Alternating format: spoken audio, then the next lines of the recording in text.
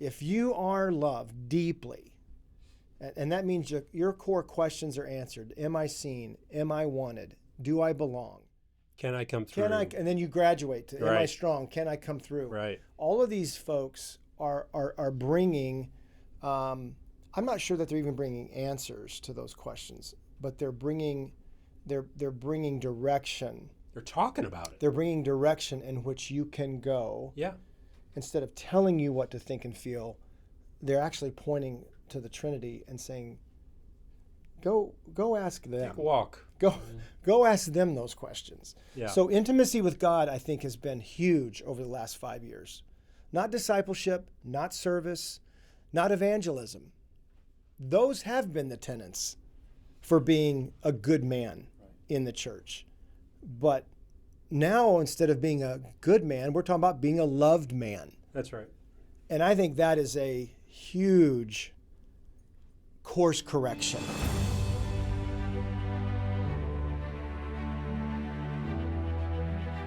With God, there is always more. More love, more life, more freedom. Welcome to Zoe's Exploring More with Michael Thompson. C.S. Lewis once wrote, "Our Heavenly Father has provided many delightful ends for us along our journey, but He takes great care to see that we do not mistake any of them for home." Join me and the team as we explore the kingdom together, discovering the deep truths and offering encouragement for the journey. There is always more. Welcome, friends and allies, to the Exploring More podcast. Michael Thompson hanging out with a couple all-stars, Josh Overton and the ever-present SJ Jennings. Yo, good to have you guys here. And Josh is definitely joining us for this series that we are doing, our first episode about men's ministry. And as we've men's groups and men's circles. And so it's kind of this particular episode, I think we're going to just kind of circle the title. How about, so you want to do men's ministry? Yep. Subtitle, Are you sure? Are you sure? Are you sure? Yeah. So, because, and I think that a little tongue in cheek with that, but at the same time, as I was thinking about this, you know, I've been at this now, 25 years working with men. Went back to school, got my master's in counseling at the same time that my life kind of crossed paths with Wild at Heart and John Eldridge. Went out there for a men's retreat, which is to some men, that's like, oh man, men's retreat, Yeah. you know. We gotta. And so Our friend TJ likes to say, "What are we going to talk about? Porn and bacon." Porn and bacon. Yeah. TJ Wallace, Yeah. is that right? Yeah. So Yeah. So he's and kind of over it with that. Yeah, which is a comment or commentary on what his It experience is. has been. That's right. You know, and I think there's Men's ministry as well. and some of that. Fits that context. Yeah. And so I think, and then I was thinking about, you know, SJ, you were a men's pastor at a church. Yeah. And I got to see that, and our relationship was connected somewhat as one of the men who was bringing a lot of men to our men's weekends, our men's conferences with Zoe. Mm-hmm. And then Josh, you know, with I think all the things that you're doing now with allies and this, the Warrior Initiative. We've got Kings, we've got Elder Sages. So we're going to talk about a lot of that stuff. But I was thinking there's got to be 50 years between the three of us in men's ministry, men's initiative. Yeah. I've been doing it 16 years now. Yeah. And so, and not to mention, however far back you want to go, we're men. Right. Yeah, right. So not just coordinating and facilitating and leading, we've attended. All right. We've Customers, participated. participants. Yeah, all of that. And so I'm not sure that makes us authorities as much as it makes us experienced to some degree, Mm-hmm. and maybe some wisdom. And so I think the idea of, so are you sure you want to do this? From me anyway, because yes, do this, try this. And yet I think I want to spend most of this episode on exploring more of the concerns, the possibilities, opportunities, and more of the concerns. I mean, we've seen more of these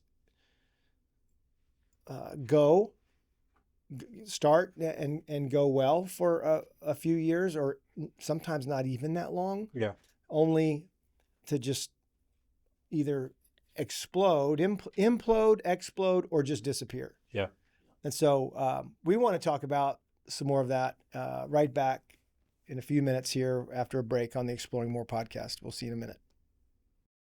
Hey, thanks so much for joining us on today's episode of the Explore More podcast, sponsored by Zoe Allies, our national network of boots on the ground men just like you who are fighting for the hearts of others, committed to friendship and mission.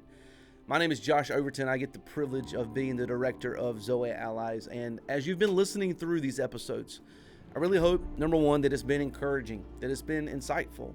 Maybe it's been provoking in some ways. And one of the things that I hope has been provoking is if you're listening to this and you're interested in starting a group, pursuing community, fighting for the hearts of other men, well, I want to invite you to join us for our Zoe Allies Roundtable on December the 10th, hosted on Zoom. So this will be an online space for you to connect as a potential new Zoe Ally with existing Zoe Allies, as well as myself, Michael, and SJ. So just hop on over to zoe.org/allies and register right there for the roundtable.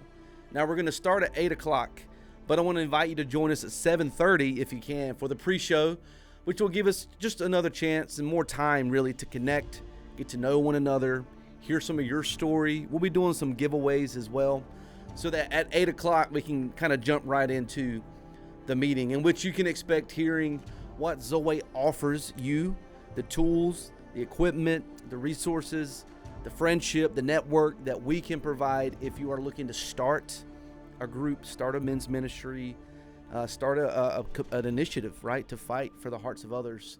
You'll get that, and then you'll also get some next steps. So if you have any questions, just email me at allies@zoe.org, and you can sign up at zoe.org/allies for our roundtable on December the 10th. Now back to your regularly scheduled program. Welcome back to the Exploring More podcast, talking about men's ministry, talking about a series on it, because we're not going to get it done in one episode. And I have the distinguished teammates and guests, SJ Jennings and Josh Overton, both of who have been my teammates in Zoe, which is primarily, not only, but primarily a men's initiative. And 2016 for you? 2021. Man, that seems longer than that. Yeah. How old were you when you started with us? I was 21 when I first showed up to the event. Okay. 2012. So. And how old were you when you joined the team? 32. Okay. Yeah. And then the Allies, just a couple years now, you've been running that. Yeah. After taking kind of our marketing, social media, and all kinds of other. Josh is a wonder kid. Well, now he's not a kid anymore, so. Well, and you were sharing about some of the context and even my first experience with Allies. And Allies are how we classify the men on the front lines that are with us, that are going after the hearts of men, creating groups, ministries, circles, all of that. It was Eastern Allies when I first started. Oh, that's right. I remember the beginnings of that as we started to see some men in the central and then the western regions, and kind of the idea of having segments of that. Yeah. But that was but even how that has evolved over the years, right? As we talk about the context of men's ministry, the cautions, the things that are up against it, as you mentioned, even how that has evolved and taken shape over the years. Yeah. Has been fascinating to watch and be a part of. Yeah. Sure. It has. And it's still very fragile. Yeah. I'm amazed Right. at how challenging it is. Yeah. You don't just run up a flag or put up a poster, especially in our case, because we operate in for the most part outside of what we would call formal church, or Sunday to Sunday kind of church, as a part of the larger church. There's a reason for that. And and there's a reason for that. So Yeah. I think what I want to, Not in every case, Yeah. but oftentimes what we found is that it's a challenge. so I don't want to discourage anyone. What we're trying to do is try to provide a bit of our experience and the good, and I would say the hard, not the bad, the good of this, right? Friendships, masculine friendships and connection, and the hard. And so we just thought we'd start with the hard, not to discourage, but to really give, give some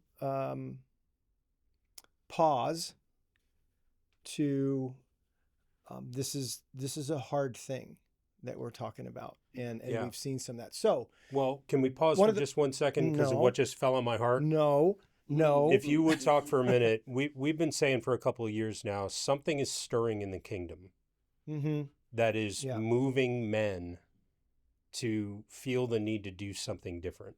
Yeah. And we've talked about it pretty extensively, but I don't think we've talked about it in this context of the podcast. So Yeah. when you think about, Michael, let's call it the last 5 years. That's good. What's that look like in terms of seeing a shift in the hearts of men, the Yeah. desire to be engaged with one another, to be known, to be seen, to be Yeah. vulnerable, all of that. Yep. And I'm going to twist that actually because it fell on me into the problem. So Okay, great. part of the problem is this, masculinity is a journey, and that means generationally, that means decades, that means, in your 20s, you're a different man than you need to be in your 40s. Just kind of generally across the board. I hope I don't have to explain that a whole lot. Right. And then there's other variables in your 50s and 60s. So when we wrote King Me and kind of really hit on this masculine journey, that's just a big part of the challenge, that you are so men's ministry in general, and this idea that you could do something and appeal to 20s and 60s. Right. With a similar message to both. It's a very, right. very interesting and maybe unwise approach, Yeah. And so as we look at some of the problems and pitfalls, I just want to say that I appreciate the question. I would say we have seen what feels like in almost a stock market type analysis, we've been seeing a rise of men interested, and I think more in the young. As you've experienced more of the younger 20s and 30s. You can get statistics on different things like this, but we've just seen more men in their 20s and 30s coming to our stuff. I'm not sure I can explain it. Maybe having the presence of some younger guys on our team and up front, but I don't know. I mean, I think they are bringing their friends back and coming a second. I think and third older time. guys are bringing younger guys, and that's true. and inviting that. Some of our There's old, some of that, but some I of think our- some of it's just stirring in the kingdom. Some of our for men to 60-year-olds are move bringing their towards 20 and something 30-year-old different. That's right. sons, Yeah. and so Yeah. But a lot of them are just coming on their own. yeah, I don't know if it was Morgan Snyder the first time I heard it, but I do like it. I think it was, and it is this idea that every generation has to find the gospel for themselves. Mm-hmm. Yep. And I would add to that, Morgan didn't say this, so if you like that, that's great, what I'm about to add. And again and again and again, I would add and again and again and again. The gospel is larger than even the moment that I walked an aisle. Mm-hmm. And why I even became a Christian has its own story. Mm-hmm. But for sure, in my late 30s, at 40 and on, I would say we've been exploring, I've been finding, and we've been seeing a much larger gospel with many, many, many facets to it. Yeah. That Jesus came to do a lot, not just one thing. And there was a lot of things that needed to be done. And that makes the gospel larger. Right. And we've talked about that Right. on the map, and Yep. that's the previous whole series. So as it pertains to men, SJ, I think there are some characters who are on point in the same way that we are, that are kind of off campus, if you will, with the church, but are appealing to a lot of hearts, even with the generational spaces. Jamie Winship, Eldridge is still rolling. I mean, rolling. Yeah. Mark Batterson is one that comes to mind 10, Yep. 10 plus years ago in a pit with a lion on a snowy day. You remember Yep. that book? And we're seeing some of the ex-military guys Uh-huh. that are, they're having their mark in spaces with masculinity. Mm-hmm. And I think some older, we'll call them faculty members, Right. C.S. Lewis seems to be recycled again and again. Dallas Willard, Morgan Snyder is more recent. There's just a lot of good characters who are working to bring, and I think they're all in harmony with something that we found. So again, look, just because we discovered it doesn't mean we invented it. Yeah. So all these guys, and so many of the friends of ours that we know, and those that we don't, but we still listen to and watch, they are sharing a common missional component.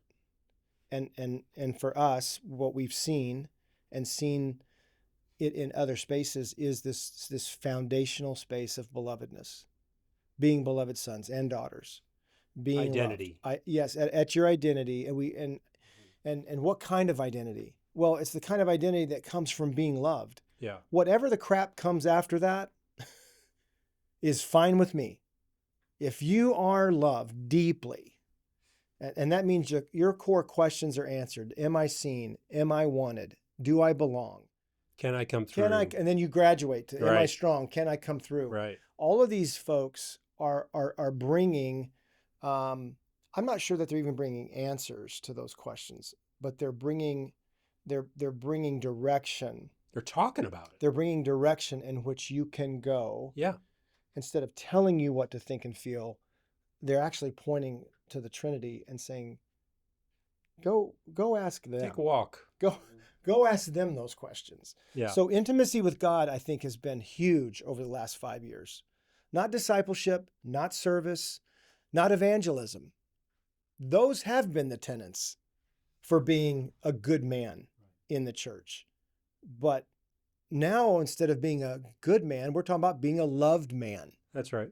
And I think that is a huge course correction. Yeah.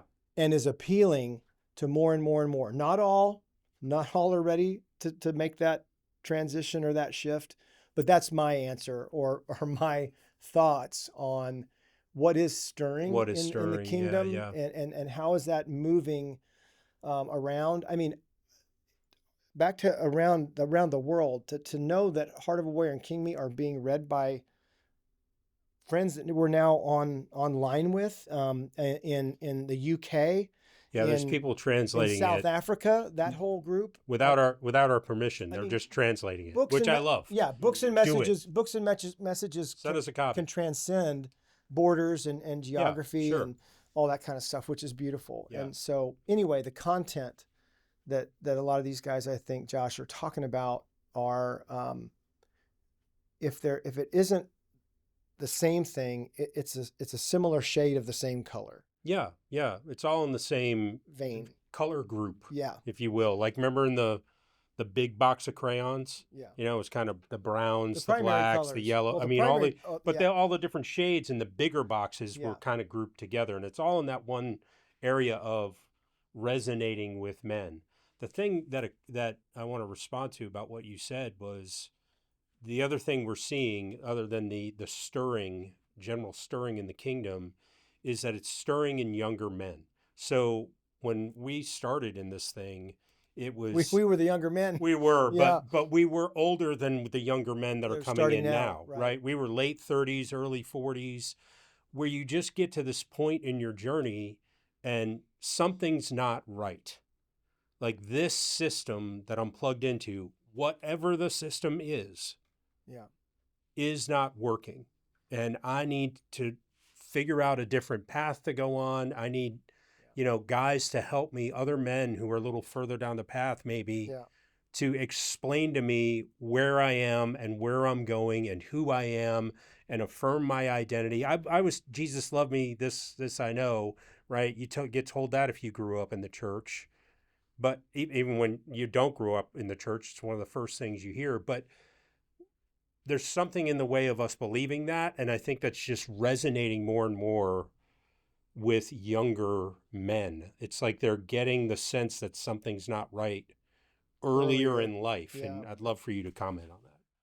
Yeah, I guess I was two things. I was going to say, certainly in the millennial space, Gen Z, you're seeing it culturally that, and I remember, so let me back up. In my 20s, I remember hearing all the time that our generation was kind of classified as the one who was pursuing authenticity. And I saw that reflected in the young adult ministries that I was a part of, the youth ministries that I led and were a part of. There was a hunger for something that was real, something that just wasn't what mom and dad said or what the pastor on Sunday said, but something real for me. And so now as you look at the scope of the church and just culturally across the board, politically, in your city, in your local community, there is a hunger for something that is real. Something There's something more. The same itch that we've all had. There's got to be something more than just this. And I think some of that's parallel with growing up and kind of getting outside of your bubbles and all of that, right? But you see that, man. You see 20s and 30 somethings pursuing something beyond just a trope or a mantra that was just passed down. I want something real.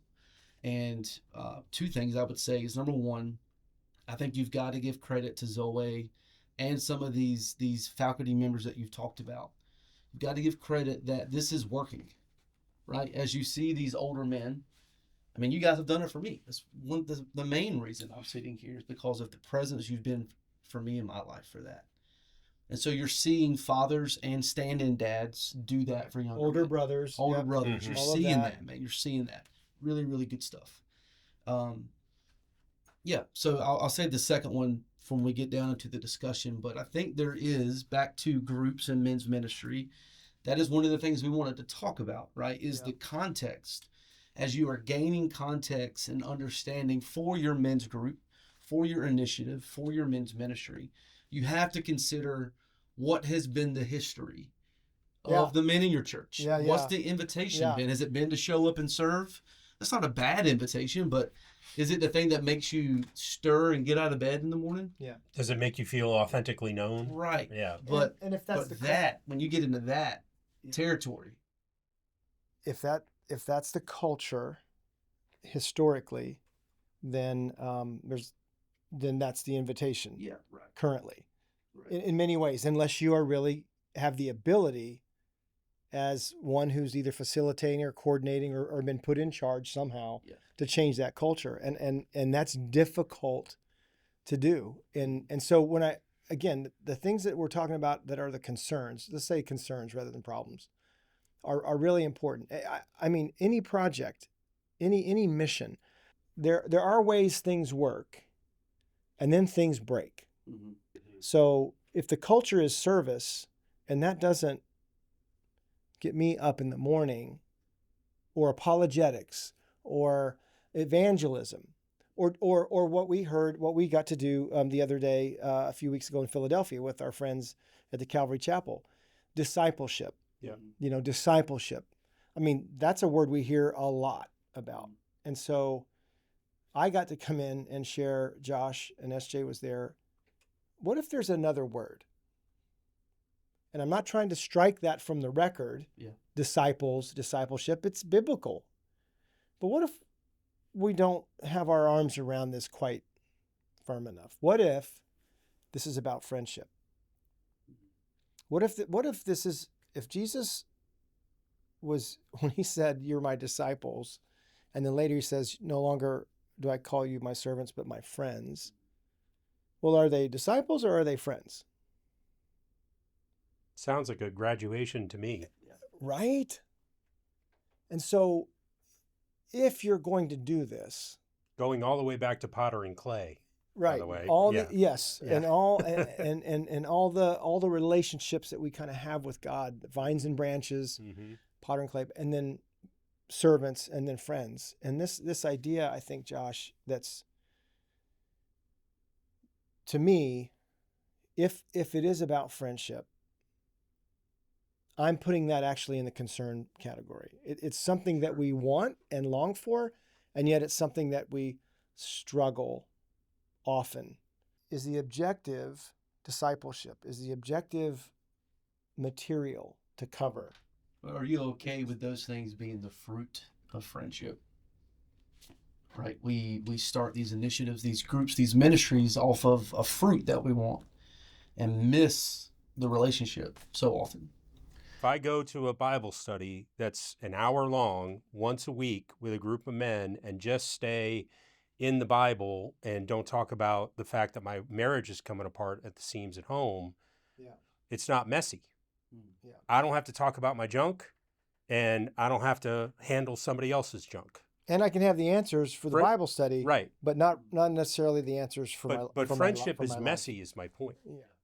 And I think there's an anticipation that, you know, somehow it's not gonna be. Yeah. And it just is. I mean, we talk about it at the weekends when something's not right in our relationships. How do we say, "Hey man, can I talk to you about something?" Yeah. I think there's a longing and a desire within us to be known, and even to know one another. There's a desire for intimacy with God and with others. And yet so many of us, I think this is one of the challenges, is we're kind of wading into that. So many of us have been hurt, devastated, wounded by people that we tried to be intimate with. Yeah. In a I'm going to open my heart to you Yeah. kind of way. And our heart got tromped on, or just wasn't handled well, missed, whatever it is. And so we just say, "No, I'm not going to do." Well, that doesn't get rid of the desire, Right. Yes. but it does put a layer of protection over it that keeps men from really being in authentic relationship. Really, the sentiment behind that is to launch a ministry. Already, there's expectations. Already, there's this what it's going to look like and what box it's going to fit in. And what we're asking, I think, over the last 20 minutes has been, Say it, Josh. Go ahead. Do it. Say it. just, are you sure? And then even more so, as you get back to the why, maybe don't start there. Maybe start with one. Maybe start with a guy, a few hearts. Yeah.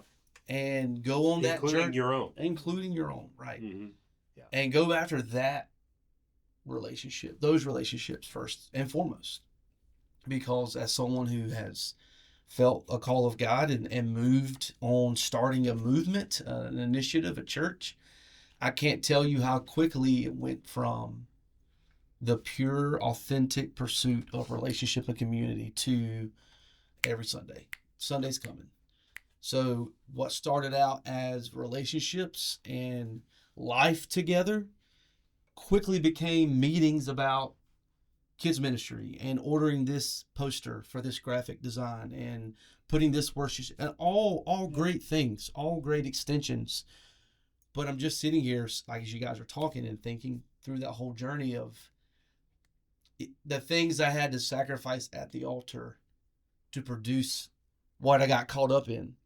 I had to lay down the pursuit of the things I really wanted. Yeah. I mean, honestly, really. And that's not a knock on the church, and I'm not even talking about that, but I'm just saying, as we're talking about starting a men's ministry, if you're feeling that in your heart, if that's stirring up, just want to caution that if you go down that route, how quickly what you actually have in your heart to do could become something else, and you're not going to have the opportunity to go after the things that we just talked about. Yeah. I like the invitation to walking with God together and seeing what that means and looks like. We'll get to some hows.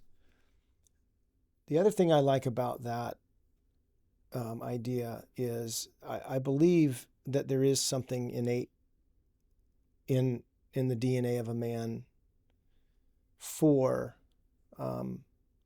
missional friendship, for brotherhood, and that takes time to cultivate it, and there's a lot of things that can come against it that doesn't end up giving it the time to cultivate, so it can be short circuited or derailed or just somehow taken out. Sure. And so I want to be clear, because we only have a few more minutes, but even what we're talking about, there is no guarantee. Even with some heads up, hey, heads up, this is opposed, heads up, the enemy doesn't like this, heads up, you could be misunderstood, heads up, one guy can come in and dominate the whole night, heads up, you can make calls and invites and nobody wants to come, heads up. This is going to happen. Expect it to happen, right? Yeah. And I think that's a great idea. That's why we're talking about it. The objective, I like what you said, Josh, may not be to go ask your pastor if you can start a men's ministry. The objective might be calling a few guys that you know, saying, hey, I watched this, or I heard this, or I read this, and would you want to get together with me? And do you know John? I would love to have some guys just to talk about this with. Would you be? Don't say, hey, we're every Thursday night at 7. I mean, just start with that simple invitation. And then, man, if it went well, hey, this meant a lot to me. Thank you guys for doing that. Do you want to do this again? Yeah. I mean, I'd love to do it. I know we have the 4-letter word that every man is up against is busy, B-U-S-Y. And yet, there's something in the DNA that we've seen it goes dormant from time to time. I'm not sure it hibernates in the winter like that, but it goes dormant from time to time in a man, and that's his desire for connection, to be known, to be seen, to be invited. It's there. Yeah. And yet, there is an enemy, and there is the busyness, and there are stuff that come against it, and just the gravitational pull against men. Is that right? Is that how gravity works? Against the gravitational pull that against men is to isolation, and yet the desire of men is to be connected, to matter. Well, and it goes back to what SJ was saying, is that we could have a circle up, a building full of men and still be isolated. Because I could show up, listen to the sermon, listen to the talk, go through the chapter of whatever we're studying and not be known. Right. And not know you. Still be dying inside. So I'm showing up, but I'm still isolated. Mm-hmm. Right. And so that's why we're majoring on that. That can't be the thing you major on. It's got to be the man. It's got to be his story, his heart. Yeah. Mm-hmm. And partnering with those environments and those resources to get to the fruit of that. Yep. So. Yep. So here's how I want to land. I think a good place to land, because there's still some more things to be concerned about. But I want to end with, do this. This is a good thing to do. Try this. What in your experience has been, I just want to call it the tipping point. And let me give you the parameters of the question. So when was there a tipping point for you that it did go from attending, participating, and then something happened, and brotherhood started, or being, you know what I'm saying? Like, it doesn't start the first time you get together. And yet it's why it's part of our why. Yeah. We want to see hundreds and hundreds of circles of 3, 4, 6, 16 guys. And after you get to 16 or so, it's almost too many to have the kind of connectedness that we 4 or want. 5. But yet you want to make room for a lot of guys somehow. So anyway, do you remember a tipping point when for you, I've heard you say, trusting older men and being in and it was a surprise to me to hear. I loved the education you gave me. Like, I step into a room with guys in their 40s and 50s. I'm already not comfortable. And I'm like, well, dang. Mm-hmm.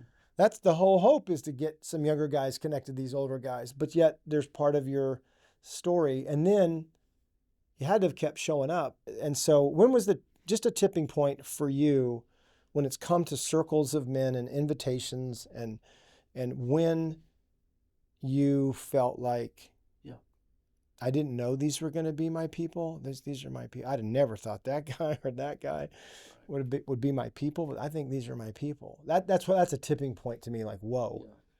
I remember that conversation because we were talking about, within the Zoe context, how we see the stages of the masculine journey and redeeming generational masculinity. So we were making a very conscientious effort to get guys in my age, 20 and 30s, in the same room with 40s, 50s, 60s and up.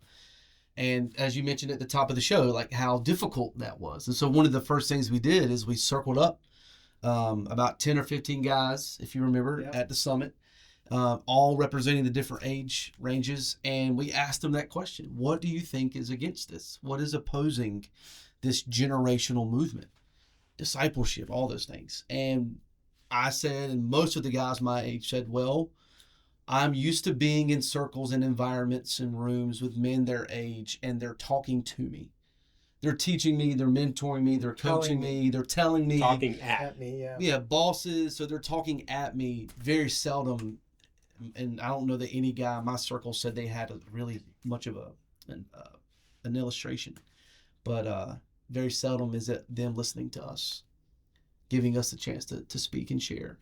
And so I think that's really true, man. There is that natural, just the way we've grown up and the way we've lived, and that's true. And then for me, the tipping point, I don't know that I could pinpoint a specific moment, but I think for me, the filter was when I needed someone, who would I call? Or who would just show up? Who would check in on me?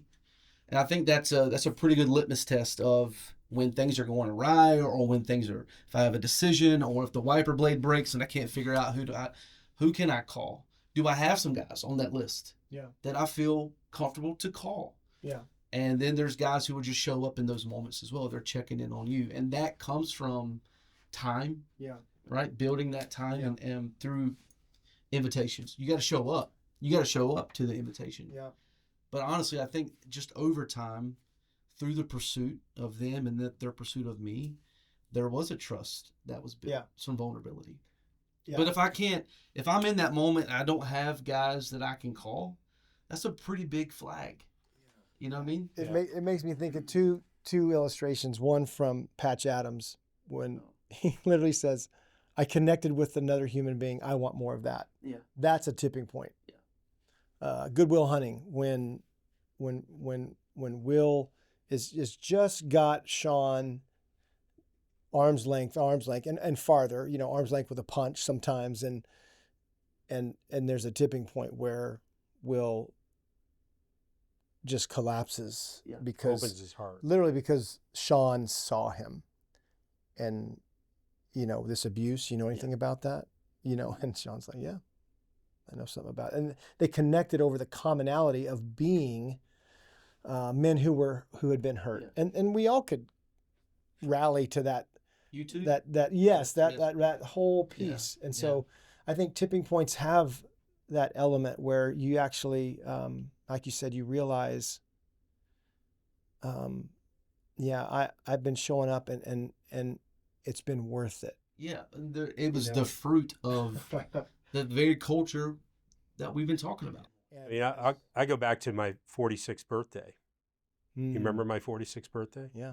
Yeah. So 2016, and we were at Eagle Eyrie Conference Center for an advanced weekend, which is a weekend we're stepping into this coming weekend after this recording. And Michael asked me, okay, you're moving into finishing up one year, moving into the next one. What's God say it to you the previous year? What's he saying to you about the coming year?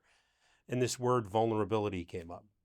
And I was like, I'm really not interested, God, thanks. But I became a student of it. And I think that was the tipping point, because I had been a part of groups before that in a pastoral role and as a leadership role and all of that. But one of the messages that was given to me early on was, well, as a leader, you really shouldn't be vulnerable, and you shouldn't let them know you, except as a leader. Yeah. So I would do the groups and run the groups and bring guys to weekends, at Rockbridge, the encounter weekends, but I never let myself be vulnerable or be known. So as God brought that word to me, it kind of showed me the power of being vulnerable with others.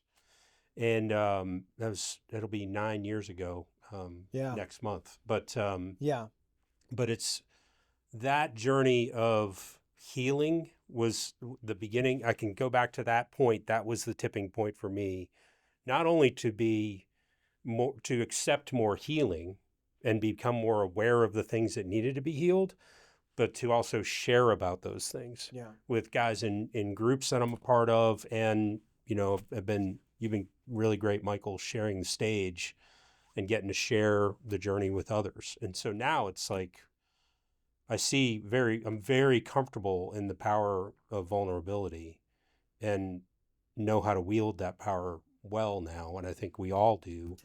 And therefore, from the experience that you guys are talking, you can guide from that experience. So you've been a voice for vulnerability within the Zoe initiatives. You've been a voice for the invitation for younger men to. I think you can bet on these guys, but you don't win every bet. And not everybody's ready.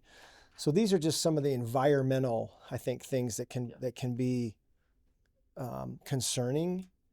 This is not easy. There's not a lot of it. It takes time, and in that time, what takes some time to build can be knocked down. A wrecking ball operates way faster than a mason who's building brick by brick. When you were talking, SJ, I thought of, it's interesting how you are comfortable being one of the guys, and you lead the guys. You love and lead the guys, and you're also one of the guys. And those are the guys that I think hopefully we can speak to. You can be you can be both those guys, and you need to be both those guys. What's that look like? It was old seminary professor that said you cannot give what you do not possess. Howard Hendricks, old Dallas seminary professor, friend of a lot of ministries. I'll never forget it though, And so I can remember, do I know this kind of friendship?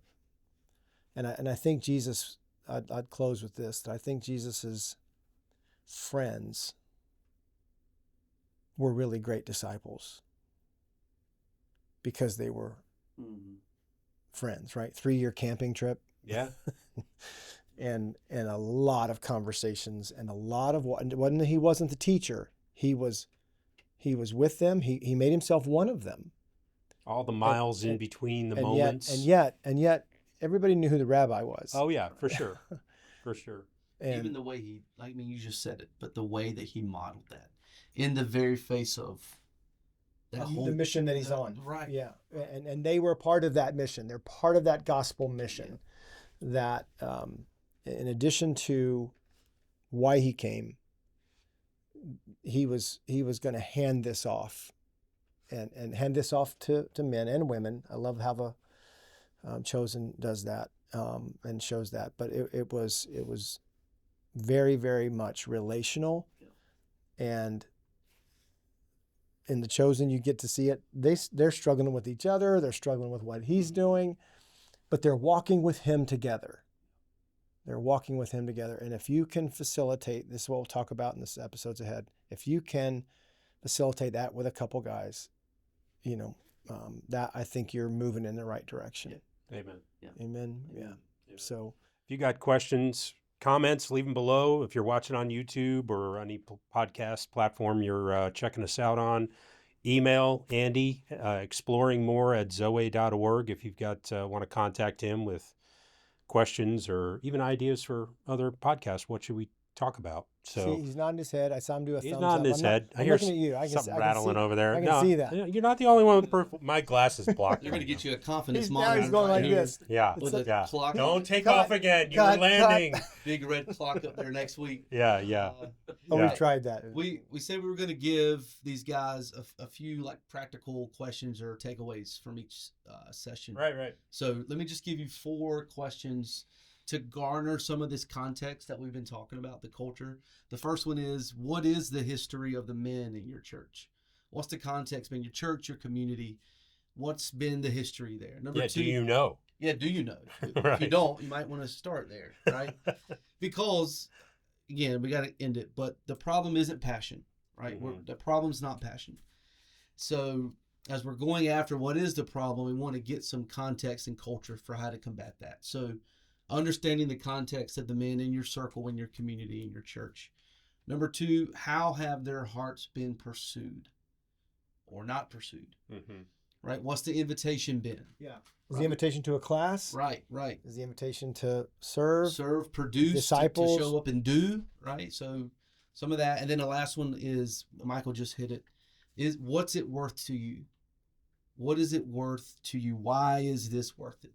This endeavor, to start this initiative. So That's good. Walk through those 4. We're going to unpack some more over the next few weeks. But on December the 10th, after all this, if you still want to start a group, go after the hearts of men, on December the 10th, we're going to host a Zoe Allies Zoom call. You can sign up for that at zoe.org/allies. That's all I got. So next episode, just to give you a hint, we're going to talk about why start with story. Why start with story? And we'll see you next time on the Exploring More podcast. We hope you have enjoyed this episode of Exploring More. The landing page for this podcast is zoe.org/podcast.